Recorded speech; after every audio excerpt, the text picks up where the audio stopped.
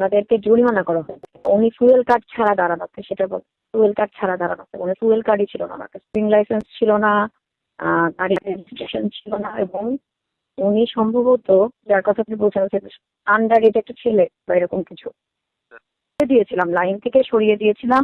তার আমি, আপনি যেটা বলছেন বুঝতে পেরেছি, বাইকের চাবি নিয়েছিলাম, আমরা বাইকের চাবি নিয়েছিলাম যে আপনি ইওনো অফিসে এসে পরে বাইকের নিয়ে চাবি নিয়ে যাবেন, কিন্তু পরে উনি অবশ্য অনেক রিকোয়েস্ট করায় এবং সরে যাওয়ায়, আমরা যখন সরে যেতে বলেছি তখন সরে যাওয়ায় তাকে বোকাল দিলাম। পরে তখন বাইকের চাবি অবশ্য তখনই দিয়ে দেওয়া হয়েছে একটু পরে। বাইকের চাবি প্রথমে নিয়ে নেওয়া হয়েছিল, বাইকের চাবি নিয়েছিলাম, বাইকের চাবি অনেকক্ষণ আটকে ছিল। পরে সে রিকোয়েস্ট করে বা তার সম্ভবত তার গার্জিয়ান আসে, লাস্টে তার গার্জিয়ানের কাছে আমরা চাবি দিয়েছি।